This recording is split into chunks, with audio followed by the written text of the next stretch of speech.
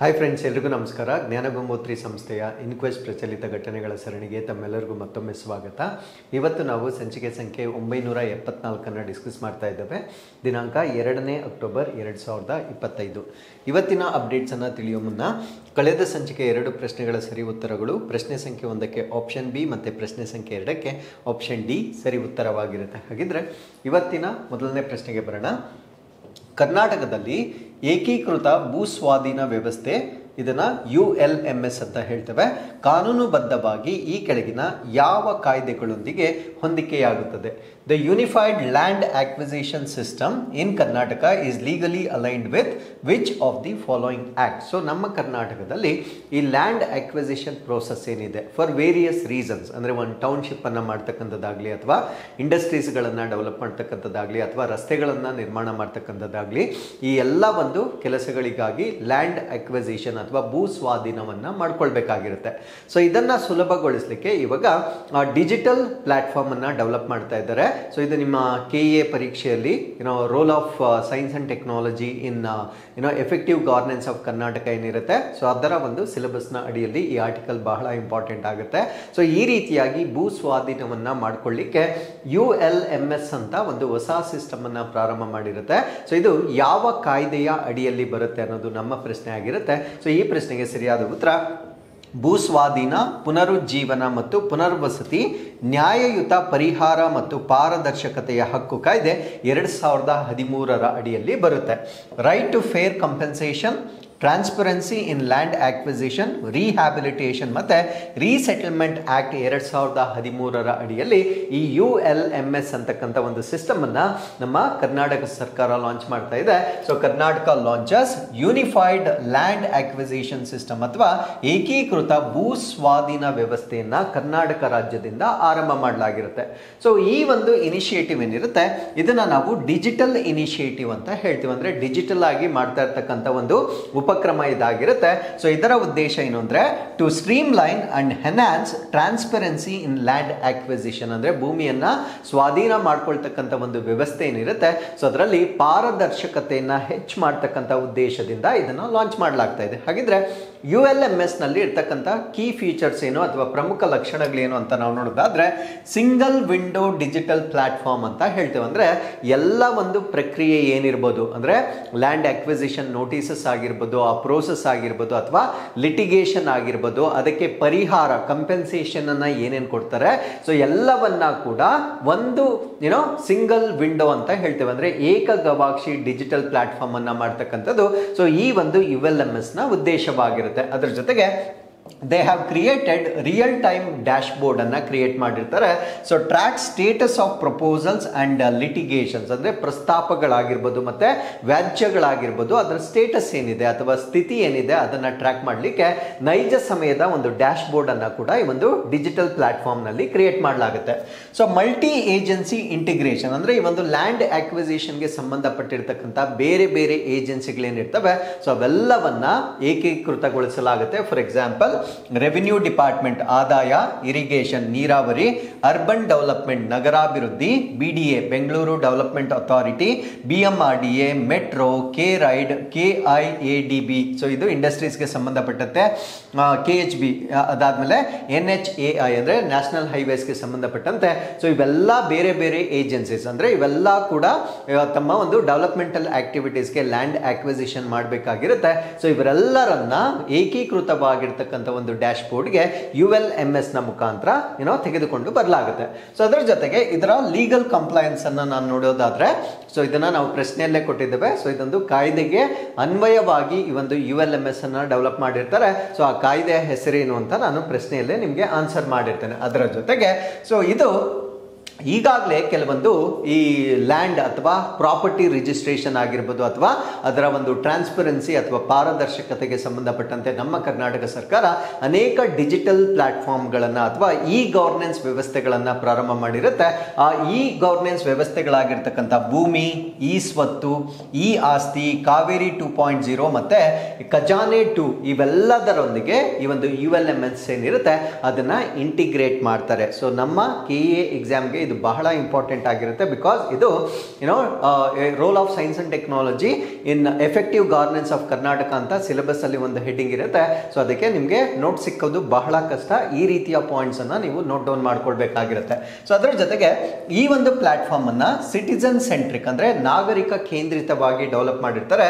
Ensures transparency for land owners and affected families ಅಂದ್ರೆ ಭೂ ಮಾಲೀಕರಾಗಿರ್ಬೋದು ಅಥವಾ ಪೀಡಿತ ಕುಟುಂಬಗಳಾಗಿರ್ಬೋದು, ಅವರಿಗೆ ಒಂದು ಪಾರದರ್ಶಕತೆಯನ್ನ ಖಚಿತಪಡಿಸಿಕೊಳ್ಳಿಕ್ಕೆ ನಾಗರಿಕ ಕೇಂದ್ರಿತವಾಗಿ ಈ ಒಂದು ಡಿಜಿಟಲ್ ಪ್ಲಾಟ್ಫಾರ್ಮ್ ಅನ್ನ ಡೆವಲಪ್ ಮಾಡಲಾಗ್ತಾ ಇದೆ. ಅದ್ರ ಜೊತೆಗೆ ಡಿಲೇಗಳನ್ನ ಕಡಿಮೆ ಮಾಡ್ತಕ್ಕಂಥದ್ದು. ಸಪೋಸ್ ಲ್ಯಾಂಡ್ ಅಕ್ವಿಸಿಷನ್ ಮಾಡ್ಕೊಂಡಿದ್ದಾರೆ, ಅವರಿಗೆ ಆನ್ ಟೈಮ್ ಅವರಿಗೆ ಕಂಪೆನ್ಸೇಷನ್ ಅನ್ನ ಕೊಡ್ತಾ ಇಲ್ಲ. ಈ ರೀತಿ ಆಗ್ತಕ್ಕಂಥ ವಿಳಂಬಗಳನ್ನ ನಾವು ಅಡ್ರೆಸ್ ಮಾಡಬಹುದಾಗಿರುತ್ತೆ. ಕರಪ್ಷನ್ ಅಂದ್ರೆ ಮಧ್ಯವರ್ತಿಗಳು ಹಣವನ್ನ ಪಡಿತಕ್ಕಂಥ ಒಂದು ಸಾಧ್ಯತೆಗಳನ್ನ ಕಡಿಮೆ ಮಾಡಬಹುದು. ಅಂಡ್ ಲಿಟಿಗೇಷನ್ ಅಂದ್ರೆ ವ್ಯಾಜ್ಯಗಳನ್ನ ಕಡಿಮೆ ಮಾಡ್ತಕ್ಕಂಥದ್ದು. ಸೊ ಈ ಒಂದು ULMS ನ ಒಂದು ಉದ್ದೇಶವಾಗಿರುತ್ತೆ. And there will be fraud prevention also ಅಂದ್ರೆ ವಂಚನೆಯನ್ನ ಕೂಡ ತಡೆಗಟ್ಟತಕ್ಕಂಥದ್ದನ್ನ ನಾವಿಲ್ಲಿ ಕಾಣಬಹುದಾಗಿರುತ್ತೆ.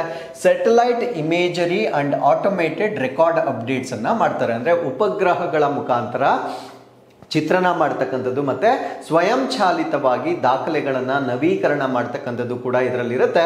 And that will curb inflated compensation claims and unauthorised land transactions ಅಂದ್ರೆ ಹೆಚ್ಚುವರಿಯಾಗಿ ಪರಿಹಾರ ಹಕ್ಕುಗಳನ್ನ ಕ್ಲೈಮ್ ಮಾಡ್ತಕ್ಕಂಥದ್ದು, ಅದನ್ನ ಪ್ರಿವೆಂಟ್ ಮಾಡಬಹುದಾಗಿರುತ್ತೆ. ಅನಧಿಕೃತವಾಗಿರ್ತಕ್ಕಂಥ ಭೂ ವಹಿವಾಟುಗಳೇನಿರ್ತವೆ ಅದನ್ನ ಕೂಡ ಈ ಒಂದು ULMS ನ ವತಿಯಿಂದ ನಾವು ಕಂಟ್ರೋಲ್ ಮಾಡಬಹುದಾಗಿರುತ್ತೆ. ಸೊ ಈಗ ಭೂಮಿ ಅಂತ ನಾನು ಹೇಳಿದೆ. ಸೊ ಇದ್ರ ಬಗ್ಗೆ ಕೂಡ ನಿಮಗೆ ಮಾಹಿತಿ ಗೊತ್ತಿರಬೇಕಾಗಿರುತ್ತೆ. ಈ ರೀತಿಯ ಎಲ್ಲ ಪ್ಲಾಟ್ಫಾರ್ಮ್ ಗಳನ್ನ ಈಗ ULMS ಜೊತೆಗೆ ಇಂಟಿಗ್ರೇಟ್ ಮಾಡ್ತಾ ಇದ್ದಾರೆ. ಹಾಗಿದ್ರೆ ಭೂಮಿ ಅಂದ್ರೆ ಏನು? ಭೂಮಿ ಅಂತಕ್ಕಂಥದ್ದು ಇದರ ಪರ್ಪಸ್ ಏನು, ಯಾವ ಉದ್ದೇಶಕ್ಕಾಗಿ ಭೂಮಿ ಅಪ್ಲಿಕೇಶನ್ ಅನ್ನ ಅಥವಾ ಡಿಜಿಟಲ್ ಸೇವೆಯನ್ನ ಪ್ರಾರಂಭ ಮಾಡಲಾಗಿರುತ್ತೆ ಅಂದ್ರೆ digitisation of land records and RTC ಅಂದ್ರೆ records of rights, tenancy and crops ಅಂತ ಹೇಳ್ತೇವೆ.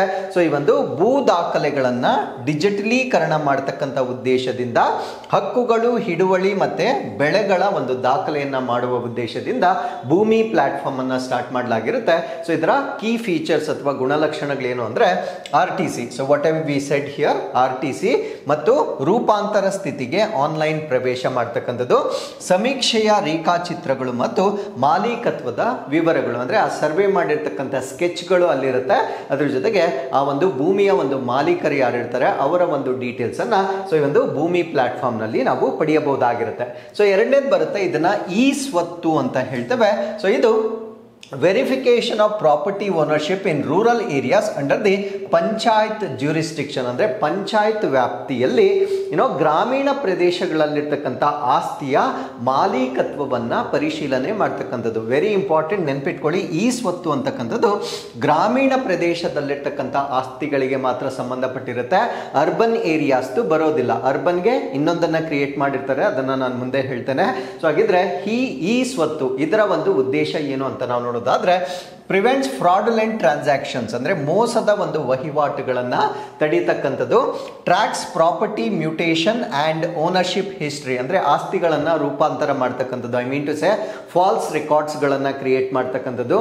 ಮಾಲೀಕತ್ವದ ಇತಿಹಾಸವನ್ನ ಕೂಡ ನಾವು ಈ ಸ್ವತ್ತು ಅಪ್ಲಿಕೇಶನ್ ಅಲ್ಲಿ ಅಥವಾ ಡಿಜಿಟಲ್ ಪ್ಲಾಟ್ಫಾರ್ಮ್ ಅಲ್ಲಿ ನಾವು ಫೈಂಡ್ ಔಟ್ ಮಾಡಬಹುದಾಗಿರುತ್ತೆ. ಸೊ ನೆಕ್ಸ್ಟ್ ಬರುತ್ತೆ ಈ ಆಸ್ತಿ ಅಂತ ಬರುತ್ತೆ. ನಾನು ಇಷ್ಟೊತ್ತು ಹೇಳಿರ್ತಕ್ಕಂಥದ್ದು ಈ ಸ್ವತ್ತು, ನಾನಿವಾಗ ಹೇಳ್ತಾ ಇರ್ತಕ್ಕಂಥದ್ದು ಈ ಆಸ್ತಿ ಅಂತ ಹೇಳ್ತೇವೆ. ಸೊ ಅರ್ಬನ್ ಪ್ರಾಪರ್ಟಿ ರೆಕಾರ್ಡ್ಸ್ ಆಗಿರುತ್ತೆ ಅಂದ್ರೆ ನಗರ ಪ್ರದೇಶಕ್ಕೆ ಸಂಬಂಧಪಟ್ಟಂತೆ ಈ ಒಂದು ಆಸ್ತಿಗಳ ದಾಖಲಾತಿಗಳನ್ನ ನಾವು ಈ ಆಸ್ತಿಯಲ್ಲಿ ನೋಡಬಹುದಾಗಿರುತ್ತೆ. ಇದರ ಫೀಚರ್ಸ್ ಏನು ಅಂದ್ರೆ ಡಿಜಿಟೈಸ್ಡ್ ಖಾತಾ records, mutation tracking and ownership verification ಅಂದ್ರೆ ಡಿಜಿಟಲೀಕರಣವಾಗಿರ್ತಕ್ಕಂಥ ಖಾತೆಗಳ ದಾಖಲೆಗಳನ್ನ ಪಡೆಯಬಹುದಾಗಿರುತ್ತೆ. ರೂಪಾಂತರ ಟ್ರ್ಯಾಕಿಂಗ್ ಅನ್ನ ಮಾಡ್ತಕ್ಕಂಥದ್ದು ಮತ್ತೆ ಮಾಲೀಕತ್ವದ ಪರಿಶೀಲನೆಯನ್ನ ನಾವು ಈ ಆಸ್ತಿಯ ಮುಖಾಂತರ ಮಾಡಬಹುದಾಗಿರುತ್ತೆ. ಈ ಆಸ್ತಿ ಬಂದು ನಗರ ಪ್ರದೇಶಗಳಿಗೆ, ಈ ಸ್ವತ್ತು ಬಂದು ಗ್ರಾಮೀಣ ಪ್ರದೇಶಗಳಿಗೆ ಸಂಬಂಧಪಟ್ಟಿರ್ತಕ್ಕಂಥ ಒಂದು ಡಿಜಿಟಲ್ ಇಂಟರ್ವೆನ್ಷನ್ ಆಗಿರುತ್ತೆ. ಸೊ ಅದಾದ್ಮೇಲೆ ಕಾವೇರಿ 2.0 ಇದು property registration and stamp duty management, ಅಂದರೆ ಮಧ್ಯವರ್ತಿಗಳ ಒಂದು ಆವಳಿಯನ್ನು ಕಡಿಮೆ ಮಾಡಲಿಕ್ಕೆ, ಈ ಆಸ್ತಿಗಳನ್ನು ನೋಂದಣಿ ಮಾಡಲಿಕ್ಕೆ ಆನ್ಲೈನ್ ಮುಖಾಂತರ ಮಾಡಿರ್ತಕ್ಕಂಥ ಒಂದು ಪ್ಲಾಟ್ಫಾರ್ಮ್ ಆಗಿರುತ್ತೆ.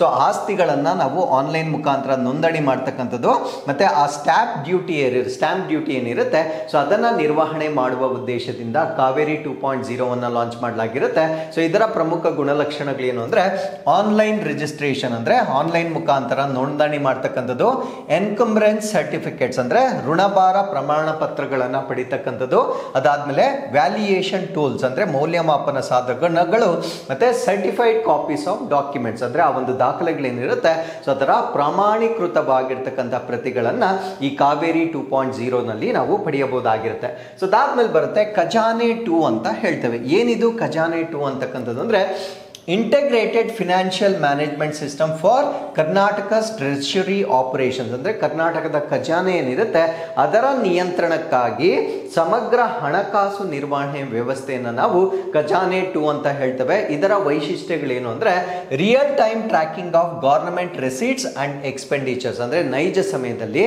ಸರ್ಕಾರಕ್ಕೆ ಬರ್ತಾ ಇರ್ತಕ್ಕಂಥ ಸ್ವೀಕೃತಿಗಳು ಮತ್ತು ವೆಚ್ಚಗಳನ್ನು ರಿಯಲ್ ಟೈಮಲ್ಲಿ ಟ್ರ್ಯಾಕಿಂಗ್ ಮಾಡಬಹುದಾಗಿರುತ್ತೆ. ಬಡ್ಜೆಟಿಂಗ್ ಅಂಡ್ ಅಕೌಂಟಿಂಗ್ ಇಂಟಿಗ್ರೇಷನ್, ಅಂದರೆ ಬಜೆಟ್ ಮತ್ತೆ ಲೆಕ್ಕಪತ್ರಗಳೇನಿರ್ತವೆ ಅವುಗಳನ್ನು ಏಕೀಕರಣ ಮಾಡ್ತಕ್ಕಂಥದ್ದನ್ನು ನಾವು ಖಜಾನೆ 2 ಅಲ್ಲಿ ನೋಡಬಹುದಾಗಿರುತ್ತೆ. ಸೊ ಇಷ್ಟೆಲ್ಲವನ್ನ ULMSಗೆ ಇಂಟಿಗ್ರೇಟ್ ಮಾಡ್ತಕ್ಕಂಥದ್ದು. ಸೊ ಈಗ ಲ್ಯಾಂಡ್ ಅಕ್ವಿಸಿಷನ್ಗೆ ಸಂಬಂಧಪಟ್ಟಂತೆ ಮಾಡಿರ್ತಕ್ಕಂಥ ಒಂದು ಹೊಸ ರೂಪಾಂತರವಾಗಿರುತ್ತೆ. So with this let's get into question number 2. Gaza ಸಂಘರ್ಷದಲ್ಲಿ ಪ್ರಮುಖ ಪಕ್ಷವಾದ ಹಮಾಸ್ ಅನ್ನು ಈ ಕೆಳಗಿನಂತೆ ಉತ್ತಮವಾಗಿ ವಿವರಿಸಬಹುದು. Hamas, a key party in Gaza conflict is best described as. So ಗಾಜಾಗೆ ಸಂಬಂಧಪಟ್ಟಂತೆ ಹಮಾಸ್ ಅಂತಕ್ಕಂಥ ಒಂದು ಪದವನ್ನು ನೀವು ಕೇಳಿರ್ತೀರಾ. ಸೊ ಹಮಾಸ್ ಅನ್ನು ನಾವು ಯಾವ ರೀತಿ ಡಿಸ್ಕ್ರೈಬ್ ಮಾಡ್ಬೋದು ಅನ್ನೋದು ನಮ್ಮ ಪ್ರಶ್ನೆ ಆಗಿರುತ್ತೆ. ಸೊ ಈ ಪ್ರಶ್ನೆಗೆ ಸರಿಯಾದ ಉತ್ತರ ಪ್ಯಾಲೆಸ್ಟೇನಿಯನ್ ಇಸ್ಲಾಮಿಸ್ಟ್ ಉಗ್ರಗಾಮಿ ಸಂಘಟನೆ ಆಗಿರುತ್ತೆ. ಅಂದರೆ ಪ್ಯಾಲೆಸ್ಟೈನ್ನಲ್ಲಿರ್ತಕ್ಕಂಥ ಒಂದು ಇಸ್ಲಾಮಿಕ್ ಮಿಲಿಟೆಂಟ್ ಆರ್ಗನೈಸೇಷನ್ ಅನ್ನು ನಾವೇನಂತ ಕರಿತೀವಿ ಅಂದರೆ ಹಮಾಸ್ ಅಂತ ಕರಿತೀವಿ. ಹಾಗಿದ್ರೆ ಹಮಾಸ್ ಸುದ್ದಿಯಲ್ಲಿರ್ಲಿಕ್ಕೆ ಕಾರಣವೇನು, ಅಥವಾ ಇನ್ಫ್ಯಾಕ್ಟ್ ಪ್ಯಾಲೆಸ್ಟೈನ್ ಸುದ್ದಿಯಲ್ಲಿರ್ಲಿಕ್ಕೆ ಕಾರಣವೇನು ಅಂದರೆ US presidents comprehensive plan to end Gaza conflict. So Gaza conflict ಅಂತಕ್ಕಂಥದ್ದು ಅನೇಕ ವರ್ಷಗಳಿಂದ ನಡೀತಾ ಇರ್ತಕ್ಕಂಥ ಒಂದು ಸಂಘರ್ಷವಾಗಿರುತ್ತೆ. ಈ ಒಂದು ಸಂಘರ್ಷವನ್ನು ಕೊನೆಗೊಳಿಸಲಿಕ್ಕೆ US ಪ್ರೆಸಿಡೆಂಟ್ ರವರು ಒಂದು ಸಮಗ್ರ ಯೋಜನೆಯನ್ನು ಪ್ರಪೋಸ್ ಮಾಡಿರ್ತಾರೆ. ಸೊ ಏನದು ಸಮಗ್ರ ಯೋಜನೆ ಅನ್ನೋದನ್ನು ನಾವಿಲ್ಲಿ ಡಿಸ್ಕಸ್ ಮಾಡೋಣ. So US president is desperately trying to receive Nobel peace prize ಅನ್ನು ರಿಸೀವ್ ಮಾಡಲಿಕ್ಕೆ ಬಹಳ ಪ್ರಯತ್ನ ಪಡ್ತಾ ಇದ್ದಾರೆ. ಸೊ ಮೇ ಬಿ ಇದ್ರೂ ಇರ್ಬೋದು, but ಎವೆಂಚುಲಿ if he can establish peace amongst the countries, then definitely it's a good cause ಆಗಿರುತ್ತೆ. ಸೊ ಈವನ್ ನಮ್ಮ ಆಪರೇಷನ್ ಸಿಂಧೂರ್ ಆದಾಗ ಕೂಡ so he was many a times without context he was prompting that he is the one who is responsible for cease fire ಅಂತಕ್ಕಂಥದ್ದನ್ನು ಬಹಳ ಒಂದು ಸನ್ನಿವೇಶಗಳಲ್ಲಿ ಹೇಳಿರ್ತಾರೆ. So ಈಗ ಈವನ್ ಉಕ್ರೇನ್ ಮತ್ತು ರಷ್ಯಾ ಜೊತೆ ಕೂಡ ಅವರು ಆರ್ಬಿಟ್ರೇಷನ್ ಮಾಡಿರ್ತಾರೆ. ಮತ್ತು ಈಗ ಗಾಜಾ ಸ್ಟ್ರಿಪ್ಗೆ ಸಂಬಂಧಪಟ್ಟಂತೆ ಏನು ಕಾನ್ಫ್ಲಿಕ್ಟ್ ನಡೀತಾ ಇದೆ ಸೊ ಅದನ್ನು ಕೂಡ ಪ್ರಿವೆಂಟ್ ಮಾಡಲಿಕ್ಕೆ is trying. Okay, so anyways update ಏನು ಅಂದರೆ India has officially welcomed US president Donald Trump's newly announce 20-point comprehensive plan end the Gaza conflict. So Gaza ಸಂಘರ್ಷಣವನ್ನು ಕೊನೆಗೊಳಿಸಲಿಕ್ಕೆ US ಪ್ರೆಸಿಡೆಂಟ್ ಪ್ರಪೋಸ್ ಮಾಡಿರ್ತಕ್ಕಂಥ 20 ಅಂಶಗಳ ಒಂದು ಪ್ರಸ್ತಾವನೆ ಏನಿರುತ್ತೆ ಸೊ ಅದಕ್ಕೆ ಭಾರತ ಅಧಿಕೃತವಾಗಿ ಸ್ವಾಗತಿಸಿರುತ್ತೆ. ಸೊ ಈ ಒಂದು ಕಾನ್ಫ್ಲಿಕ್ಟ್ ಏನು ಅಂತ ನಾನು ಇಲ್ಲಿ ಬ್ರೀಫ್ ಆಗಿ ಎಕ್ಸ್ಪ್ಲೇನ್ ಮಾಡೋದಾದ್ರೆ ಸೊ ಇಲ್ಲಿ ನಾವು ಗಾಜಾ ಸ್ಟ್ರಿಪ್ ಅನ್ನು ನೋಡಬಹುದಾಗಿರುತ್ತೆ. So here we have west bank ಅನ್ನು ನಾವು ನೋಡಬಹುದಾಗಿರುತ್ತೆ. So apart from that rest of the land ಇಲ್ಲಿ ನಾವು ಇಸ್ರೇಲ್ ಅನ್ನು ನೋಡಬಹುದಾಗಿರುತ್ತೆ. ಸೊ ಗಾಜಾ ಮತ್ತೆ ಈ ವೆಸ್ಟ್ ಬ್ಯಾಂಕ್ ನಲ್ಲಿ ನಾವು ಪ್ಯಾಲೆಸ್ಟೀನಿಯನ್ಸ್ ಅನ್ನ ನೋಡಬಹುದಾಗಿರುತ್ತೆ. ಸೊ ಇಲ್ಲಿ ಗಾಜಾದಲ್ಲಿ ಇರ್ತಕ್ಕಂಥ ಒಂದು ಇಸ್ಲಾಮಿಸ್ಟ್ ಗ್ರೂಪ್ ಅನ್ನ ನಾವು ಹಮಾಸ್ ಅಂತ ಹೇಳ್ತೇವೆ. ಸೊ ಹಮಾಸ್ ಇತ್ತೀಚೆಗೆ ಇಸ್ರೇಲ್ ಮೇಲೆ ವಿತೌಟ್ ಎನಿ ಇಂಡಿಕೇಶನ್ ಒಂದು ವಾರ್ ಅನ್ನ ಮಾಡಿರ್ತಾರೆ. ಆಬ್ವಿಯಸ್ಲಿ ಅದಾದ ನಂತರ ಇವ್ರ ಮೇಲೆ ಕೌಂಟರ್ ವಾರ್ ಕೂಡ ನಡೀತಾ ಇದೆ. ಸೊ ಈ ಒಂದು ಕೌಂಟರ್ ವಾರ್ ಅಥವಾ ಸಂಘರ್ಷಗಳು ಇಲ್ಲೇನು ನಡೀತಾ ಇದೆ ಸೊ ಇದನ್ನ ಕಡಿಮೆ ಮಾಡುವ ಉದ್ದೇಶದಿಂದ ಈಗ US ಪ್ರೆಸಿಡೆಂಟ್ ಅವರು ಒಂದು ಪ್ರಸ್ತಾವನೆಯನ್ನ ನೀಡಿರ್ತಾರೆ. ಆ ಪ್ರಸ್ತಾವನೆಯಲ್ಲಿ ಏನೇನು ಪಾಯಿಂಟ್ಸ್ ಇದೆ ಅನ್ನೋದನ್ನ ನಾವಿಲ್ಲಿ ಡಿಸ್ಕಸ್ ಮಾಡೋಣ. ಸೊ ಇಸ್ರೇಲ್ನ ಕ್ಯಾಪಿಟಲ್ ಅನ್ನ ನಾವು ಜೆರುಸಲೆಮ್ ಅಂತ ಹೇಳ್ತೇವೆ. ಸೊ ಜೆರುಸಲೆಮ್ ಅಂತಕ್ಕಂಥದ್ದು ವೆಸ್ಟ್ ಬ್ಯಾಂಕ್ ನ ಭಾಗವಾಗಿರುತ್ತೆ. ವೆಸ್ಟ್ ಬ್ಯಾಂಕ್ ಅಂತಕ್ಕಂಥದ್ದು ಪ್ಯಾಲೆಸ್ಟೈನ್ಗೂ ಕೂಡ ಸೇರಿರುತ್ತೆ. ಸೊ ಇದು ಈ ಒಂದು ಸನ್ನಿವೇಶ ಏನಿರುತ್ತೆ ಸೊ ಅದನ್ನ ಇನ್ನೂ ಸಂಕೀರ್ಣಗೊಳಿಸ್ತಕ್ಕಂಥ ಒಂದು ಜಿಯೋಪೊಲಿಟಿಕಲ್ ಇಶ್ಯೂ ಆಗಿ ಈ ಭಾಗವನ್ನ ನಾವು ನೋಡಬಹುದಾಗಿರುತ್ತೆ.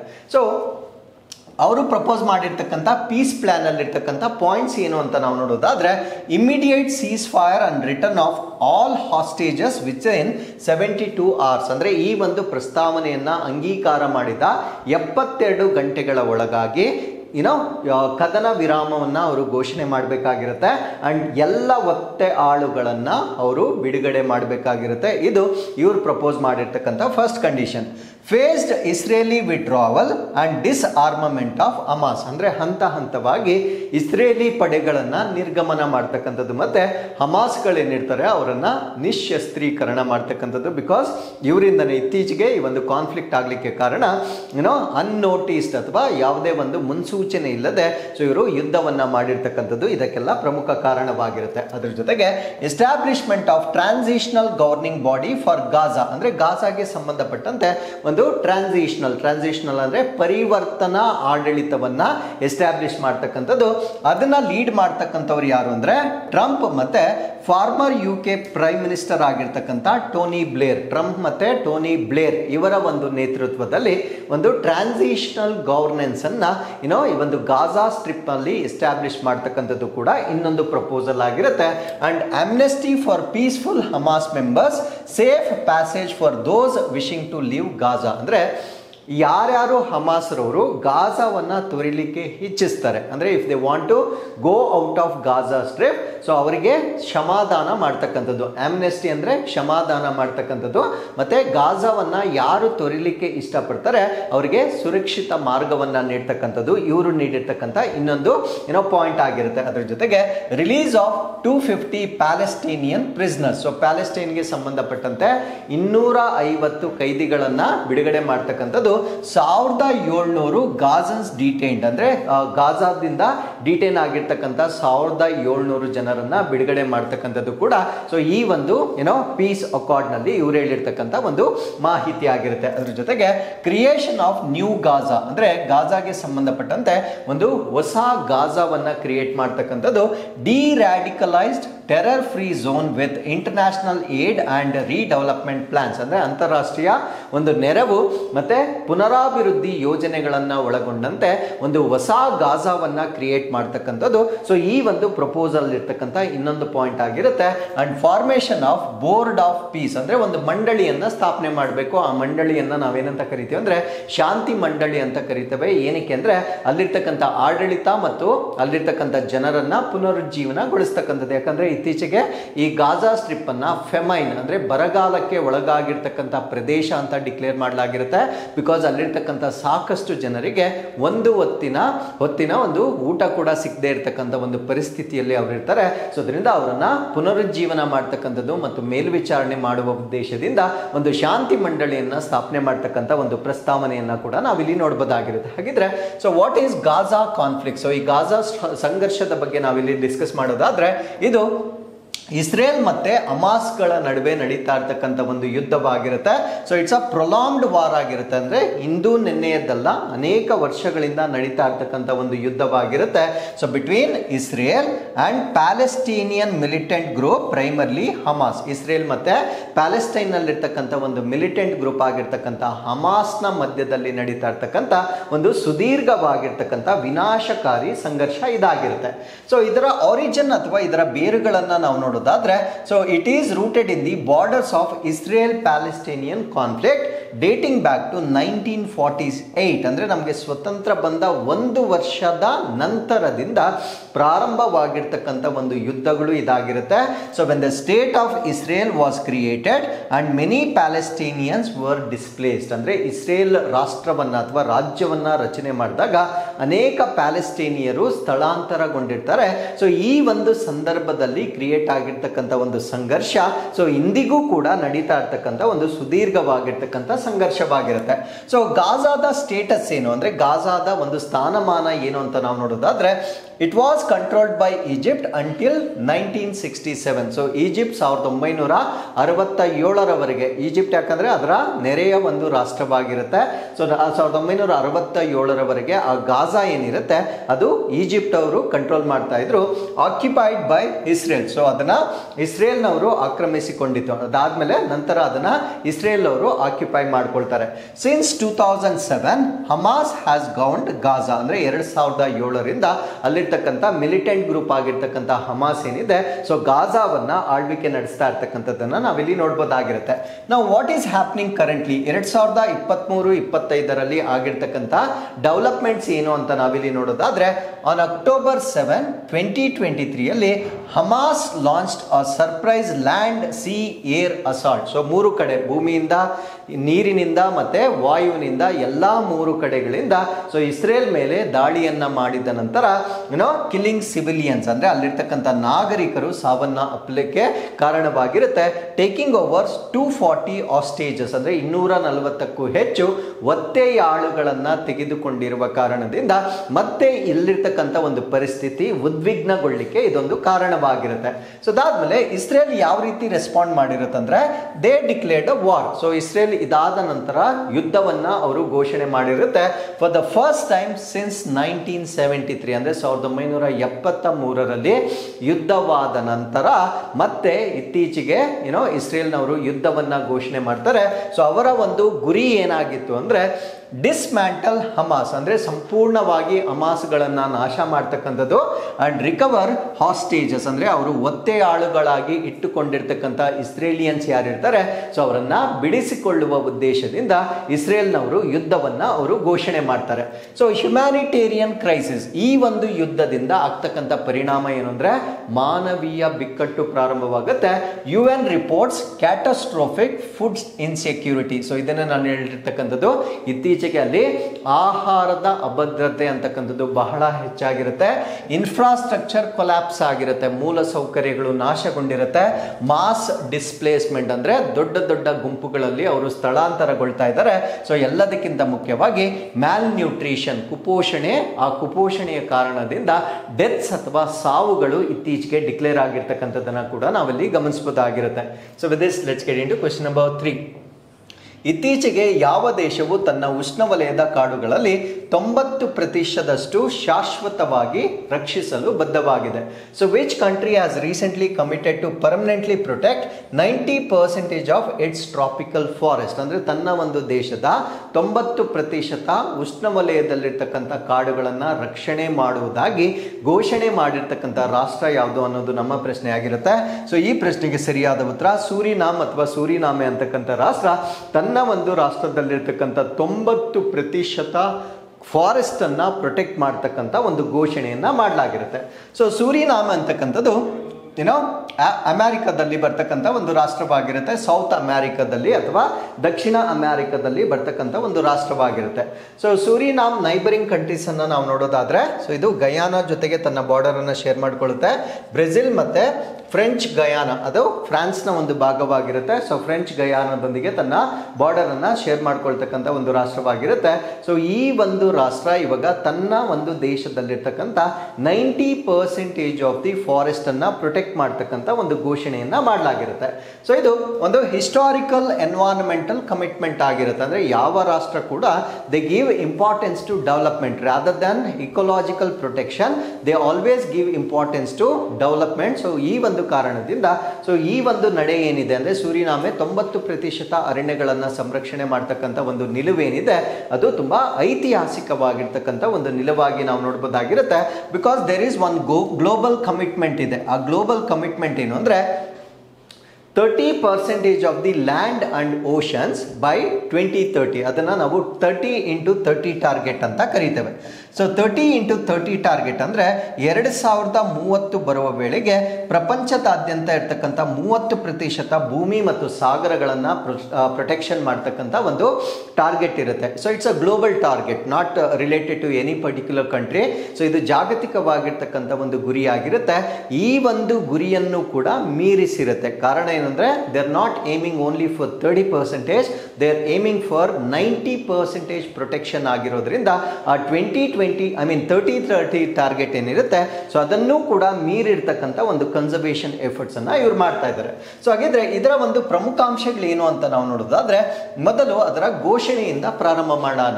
ಸೊ ಎಲ್ಲಿ ಇದನ್ನ ಘೋಷಣೆ ಮಾಡಲಾಯಿತು ಅಂತ ನಾವು ನೋಡೋದಾದ್ರೆ, ಕ್ಲೈಮೇಟ್ ವೀಕ್ ಅಂತ ಒಂದು ಹವಾಮಾನ ಸಪ್ತಾಹ ಅಂತ ನಡೆಸಲಾಗಿರುತ್ತೆ.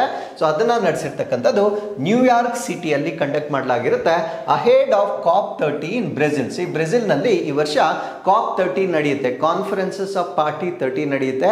UNFCCCಗೆ ಸಂಬಂಧಪಟ್ಟಂತೆ ಒಂದು ಹವಾಮಾನ ಶೃಂಗಸಭೆ ನಡೆಯುತ್ತೆ. ಅದಕ್ಕಿಂತ ಮುಂಚಿತವಾಗಿ ಈ ಒಂದು ಘೋಷಣೆಯನ್ನ ಮಾಡಲಾಗಿರುತ್ತೆ. ಸೊ ಫಾರೆಸ್ಟ್ ಕವರೇಜ್ ಆಲ್ರೆಡಿ ನಾನು ಹೇಳಿದ್ದೇನೆ. ಎಕ್ಸಾಕ್ಟ್ ಆಗಿ ಹೇಳೋದಾದ್ರೆ 93% ಆಫ್ ಸೂರಿನಾಮ್ಸ್ ಲ್ಯಾಂಡ್ ಈಸ್ ಫಾರೆಸ್ಟೆಡ್. ಇಲ್ಲಿ ನೋಡಿ, ಸೂರಿನಾಮ್ ಎಷ್ಟು ಲ್ಯಾಂಡ್ ಏರಿಯಾ ಇದೆಯೇ ಅದರಲ್ಲಿ 93% ಅರಣ್ಯದಿಂದ ಕೂಡಿರುತ್ತೆ. ಹೈಯೆಸ್ಟ್ ಇನ್ ದ ವರ್ಲ್ಡ್, ಅಂದರೆ ಆ ಒಂದು ಲ್ಯಾಂಡ್ಗೆ ಫಾರೆಸ್ಟ್ ಅನ್ನು ನಾವು ಕಂಪೇರ್ ಮಾಡಿದಾಗ, ಸೊ ಜಗತ್ತಿನಲ್ಲಿ ಅತಿ ಹೆಚ್ಚಿನ ಫಾರೆಸ್ಟ್ ಅನ್ನು ಹೊಂದಿರತಕ್ಕಂಥ ಒಂದು ರಾಷ್ಟ್ರವಾಗಿ ನಾವು ಸೂರಿನಾಮನ್ನು ನೋಡ್ಬೋದಾಗಿರುತ್ತೆ. That is in comparison to land, ಭೂಮಿಗೆ ಹೋಲಿಕೆ ಮಾಡಿದಾಗ ಸೊ ಫಾರೆಸ್ಟ್ ಅಂತಕ್ಕಂಥದ್ದು ಬಹಳ ಹೆಚ್ಚಾಗಿರುತ್ತೆ. So carbon sink status, obviously only 3 countries in the world absorbing more carbon dioxide than it emits. ಅಂದರೆ ಅದು ಆಕ್ಚುಲಿ ಹೊರಸೂಸುವ ಇಂಗಾಲದ ಡೈಆಕ್ಸೈಡ್ಗಿಂತ ಹೆಚ್ಚಿನ ಇಂಗಾಲದ ಡೈಆಕ್ಸೈಡ್ ಅನ್ನ ಹೀರಿಕೊಳ್ತಕ್ಕಂಥ ಜಗತ್ತಿನ 3 ರಾಷ್ಟ್ರಗಳಲ್ಲಿ ಸೂರಿನಾಮೆ ಕೂಡ 2 ಆಗಿರುತ್ತೆ. ಮಿಕ್ಕಿದ 2 ಏನು ಅಂತ ನಾನು ನೆಕ್ಸ್ಟ್ ಸ್ಲೈಡ್ ಅಲ್ಲಿ ಹೇಳ್ತೇನೆ. ಅದಕ್ಕಿಂತ ಮುಂಚೆ ಯಾರಿಗಾದ್ರೂ ಗೊತ್ತಿದ್ರೆ ಆ ಮಿಕ್ಕಿದ 2 ರಾಷ್ಟ್ರಗಳು ಯಾವುದು ಅಂತ ನೀವು ಕಮೆಂಟ್ಸ್ ಅಲ್ಲಿ ತಿಳಿಸಬಹುದಾಗಿರುತ್ತೆ. ಸೊ ಹಾಗಿದ್ರೆ ಇದರ ಲೀಗಲ್ ರಿಫಾರ್ಮ್ಸ್ ಅನ್ನ ನಾವು ನೋಡೋದಾದ್ರೆ, ಸೊ ಒಂದು ನ್ಯೂ ಕನ್ಸರ್ವೇಷನ್ ಲಾ ಅನ್ನ ಅವರು ತಂದಿದ್ದಾರೆ, ತರ್ತಾ ಇದ್ದಾರೆ ಬೈ ದಿ ಎಂಡ್ ಆಫ್ 2025, ಅಂದ್ರೆ 2025ರ ಅಂತ್ಯದ ವೇಳೆಗೆ ಈ ಒಂದು ಫಾರೆಸ್ಟ್ ಅನ್ನ ಪ್ರೊಟೆಕ್ಟ್ ಮಾಡಲಿಕ್ಕೆ ಒಂದು ಹೊಸ ಕಾನೂನನ್ನ ಕೂಡ ಈ ಒಂದು ರಾಷ್ಟ್ರದಲ್ಲಿ ಜಾರಿಗೆ ತರ್ತಾ ಇದ್ದಾರೆ. So I told you 3 countries. ಆ 3 countries ಯಾವುದು ಅಂದ್ರೆ, ಒಂದು ಭೂತಾನ್ ಆಗಿರುತ್ತೆ, ಇನ್ನೊಂದು ಸೂರಿನಾಮೆ, ಇದು ನಾವಿವತ್ತು ಡಿಸ್ಕಸ್ ಮಾಡ್ತಾ ಇರ್ತಕ್ಕಂಥದ್ದು, ಇನ್ನೊಂದು ಪನಾಮ. ಈ 3 ರಾಷ್ಟ್ರಗಳಲ್ಲಿ ತಾವು ಏನು ಕಾರ್ಬನ್ ಡೈಆಕ್ಸೈಡ್ ಅನ್ನ ಪ್ರೊಡ್ಯೂಸ್ ಮಾಡ್ತಾ ಇದ್ದಾರೆ ಅದಕ್ಕಿಂತ ಹೆಚ್ಚು ಕಾರ್ಬನ್ ಡೈಆಕ್ಸೈಡ್ ಅನ್ನ ಅಬ್ಸಾರ್ಬ್ ಮಾಡ್ಕೊಳ್ತಕ್ಕಂಥ ಒಂದು ಕೆಪಾಸಿಟಿಯನ್ನ ಹೊಂದಿರತಕ್ಕಂಥ ಒಂದು ರಾಷ್ಟ್ರಗಳಾಗಿರ್ತವೆ. ಹಾಗಿದ್ರೆ ಸೂರಿನಾಮೆ ಈ ಒಂದು ಅನೌನ್ಸ್ಮೆಂಟ್ ಅನ್ನ ಏನ್ ಮಾಡಿದೆ, ಇದರಿಂದ ಆಗ್ತಕ್ಕಂಥ ಗ್ಲೋಬಲ್ ಸಿಗ್ನಿಫಿಕೆನ್ಸ್ ಅಥವಾ ಜಾಗತಿಕವಾಗಿರ್ತಕ್ಕಂಥ ಒಂದು ಪರಿಣಾಮ ಏನು ಅಂತ ನಾವು ನೋಡೋದಾದ್ರೆ, Suriname forest act as major carbon sink. So Suriname ಏನಿದೆ ಅದು ಪ್ರಮುಖವಾಗಿ ಕಾರ್ಬನ್ ಸಿಂಕ್ ಆಗಿ ಆಕ್ಟ್ ಮಾಡುತ್ತೆ. ಸೊ ಜಾಗತಿಕವಾಗಿ ಕೂಡ ಈ ಒಂದು ಗ್ರೀನ್ ಹೌಸ್ ಗ್ಯಾಸಸ್ ಅನ್ನ ಕಡಿಮೆ ಮಾಡಲಿಕ್ಕೆ ಸೊ ಇದು ಸಪೋರ್ಟ್ ಆಗ್ತಕ್ಕಂಥ ಒಂದು ರಾಷ್ಟ್ರವಾಗಿರುತ್ತೆ. And it sets Amazon leadership, and that sets a new benchmark for Amazonians nations battling deforestation. So ಇತ್ತೀಚೆಗೆ ನೀವು ಕೇಳಿರ್ಬೋದು, ಈ ಅಮೆಜಾನ್ ಫಾರೆಸ್ಟ್ ಅಂತಕ್ಕಂಥದ್ದು ಅತ್ಯಂತ ಕೆಟ್ಟ ಪರಿಸ್ಥಿತಿಯಲ್ಲಿ ನಾಶಕ್ಕೆ ಒಳಗಾಗ್ತಾ ಇರ್ತಕ್ಕಂಥ ಒಂದು ಅರಣ್ಯವಾಗಿರುತ್ತೆ. ಸೊ ಈಗ ಈ ಸೂರಿನಾಮೆ ಈ ಒಂದು ಹೊಸ ಇನಿಷಿಯೇಟಿವ್ ಅನ್ನ ಏನ್ ಮಾಡ್ತಾ ಇದೆ, 90% ಆಫ್ ದಿ ಫಾರೆಸ್ಟ್ ಅನ್ನ ಪ್ರೊಟೆಕ್ಟ್ ಮಾಡ್ತಕ್ಕಂಥದ್ದು ಆಬ್ವಿಯಸ್ಲಿ ಅಮೆಜಾನಿಯನ್ ರಾಷ್ಟ್ರಗಳಿಗೆ ಒಂದು ಹೊಸ ಮಾನದಂಡವನ್ನ ನಿಗದಿಪಡಿಸ್ತಕ್ಕಂಥ ಒಂದು ಸನ್ನಿವೇಶವನ್ನ ನಾವಿಲ್ಲಿ ನೋಡಬಹುದಾಗಿರುತ್ತೆ. And protects rare species and ecosystem services. Obviously ನಾವು ಫಾರೆಸ್ಟ್ ಅನ್ನ ಪ್ರೊಟೆಕ್ಟ್ ಮಾಡಿದಾಗ ಅಲ್ಲಿರ್ತಕ್ಕಂಥ ಅಪರೂಪದ ಜೀವಿಗಳು ಮತ್ತೆ ಪರಿಸರ ವ್ಯವಸ್ಥೆಯ ಸೇವೆಗಳನ್ನ ಕೂಡ ನಾವು ರಕ್ಷಣೆ ಮಾಡ್ತಕ್ಕಂಥದ್ದು ಇದರಿಂದ ಸಾಧ್ಯವಾಗುತ್ತೆ. So with this let's get into question number 4. ಅಸ್ಸಾಂನ ಕೋಕ್ರಾಜಾರ್ ಅನ್ನು ಸಂಪರ್ಕಿಸುವ ಪ್ರಸ್ತಾವಿತ ಭಾರತ ಭೂತಾನ್ ರೈಲು ಸಂಪರ್ಕವು ಭೂತಾನ್ನ ಯಾವ ಸ್ಥಳದಲ್ಲಿ ಕೊನೆಗೊಳ್ಳುತ್ತದೆ? The proposed India Bhutan rail link connecting Kokrajhar in Assam will terminate at which location in Bhutan? So Bharat ಮತ್ತು ಭೂತಾನ್ಗೆ ಸಂಬಂಧಪಟ್ಟಂತೆ 2 ರೈಲ್ವೆ ಮಾರ್ಗಗಳನ್ನು ಡೆವಲಪ್ ಮಾಡ್ತಾ ಇದ್ದಾರೆ. ಈ 2 ರೈಲ್ವೆ ಮಾರ್ಗಗಳಲ್ಲಿ ಒಂದು ನಮ್ಮ ಭಾರತ ದೇಶದ ಕಾಕ್ರಾಜಾರ್ ನಿಂದ ಪ್ರಾರಂಭವಾಗುತ್ತೆ, ಅದು ಅಸ್ಸಾಂನಲ್ಲಿರ್ತಕ್ಕಂಥದ್ದು. ಈ ಕಾಕ್ರಾಜಾರ್ ಪಾಯಿಂಟ್ ಭೂತಾನ್ನಲ್ಲಿರ್ತಕ್ಕಂಥ ಯಾವ ಪ್ಲೇಸ್ ಅನ್ನ ಕನೆಕ್ಟ್ ಮಾಡುತ್ತೆ, ಅದು ನಮ್ಮ ಪ್ರಶ್ನೆ ಆಗಿರುತ್ತೆ. ಈ ಪ್ರಶ್ನೆಗೆ ಸರಿಯಾದ ಉತ್ತರ ಅದು ಗಲೇಪು ಅನ್ನ ಕನೆಕ್ಟ್ ಮಾಡುತ್ತೆ. ಸೊ ಇದು ನಮ್ಮ ಭಾರತ ದೇಶ ನೈಬರಿಂಗ್ ಕಂಟ್ರೀಸ್ ನ ಜೊತೆಗೆ ಒಂದು ಸ್ನೇಹಪರ ಸಂಬಂಧಗಳನ್ನ ಎಸ್ಟಾಬ್ಲಿಷ್ ಮಾಡುವ ಉದ್ದೇಶದಿಂದ ಸೊ ಈ ರೀತಿಯ ರೈಲ್ವೆ ಮಾರ್ಗಗಳನ್ನ ಡೆವಲಪ್ ಮಾಡ್ತಾ ಇದೆ. ಸೊ ಟೋಟಲ್ 2 ಮಾರ್ಗಗಳನ್ನ ಮಾಡ್ತಾ ಇದೆ. ಒಂದು ಬನಾರ್ ಹಟ್ ಇಂದ ಪ್ರಾರಂಭವಾಗಿ ಸಂಸ್ಥೆವರೆಗೂ ಕನೆಕ್ಟ್ ಆಗುತ್ತೆ. ಬನ್ಹಾರ್ ಅಟ್ ಅಂತಕ್ಕಂಥದ್ದು ನಮ್ಮ ಭಾರತ ದೇಶದ್ದು, ಸಂಸ್ಥೆ ಅಂತಕ್ಕಂಥದ್ದು ಭೂತಾನ್ನಲ್ಲಿರ್ತಕ್ಕಂಥ ಒಂದು ಪ್ರದೇಶವಾಗಿರುತ್ತೆ. ಟೋಟಲ್ ಲೆಂತ್ ಬಂದು 20 ಕಿಲೋಮೀಟರ್ ವ್ಯಾಪ್ತಿಯ ಒಂದು ರೈಲ್ವೆ ಮಾರ್ಗವಾಗಿರುತ್ತೆ. ಇನ್ನೊಂದು 69 ಕಿಲೋಮೀಟರ್ ವ್ಯಾಪ್ತಿಯನ್ನು ಹೊಂದಿರತಕ್ಕಂಥದ್ದು ಕೋಕ್ರಾಜಾರ್, ನಮ್ಮ ಭಾರತ ದೇಶದ ಕೋಕ್ರಾಜಾರ್ನಿಂದ ಸೊ ಅದು ಭೂತಾನ್ನಲ್ಲಿರ್ತಕ್ಕಂಥ ಗೆಲೇಪುವರೆಗೂ ಕನೆಕ್ಟ್ ಮಾಡ್ತಕ್ಕಂಥ ಒಂದು ಮಾರ್ಗವಾಗಿರುತ್ತೆ. ಸೊ ಈ ಎರಡೂ ಮಾರ್ಗಗಳನ್ನ ನಮ್ಮ ಭಾರತ ದೇಶ ಪ್ರಾರಂಭ ಮಾಡಿದೆ. ಸೊ ಭೂತಾನ್ ಅಂತಕ್ಕಂಥದ್ದು ನಮ್ಮ ಭಾರತ ದೇಶದ ನಾರ್ತ್ ಈಸ್ಟರ್ನ್ ಪ್ರದೇಶಕ್ಕೆ ಸಂಬಂಧಪಟ್ಟಂತೆ ಇರ್ತಕ್ಕಂಥ ಒಂದು ಚಿಕ್ಕ ರಾಷ್ಟ್ರವಾಗಿರುತ್ತೆ. ಸೊ ಭೂತಾನ್ನ ಕ್ಯಾಪಿಟಲ್ ಸಿಟಿಯನ್ನ ನಾವು ಥಿಂಪು ಅಂತ ಹೇಳ್ತೇವೆ.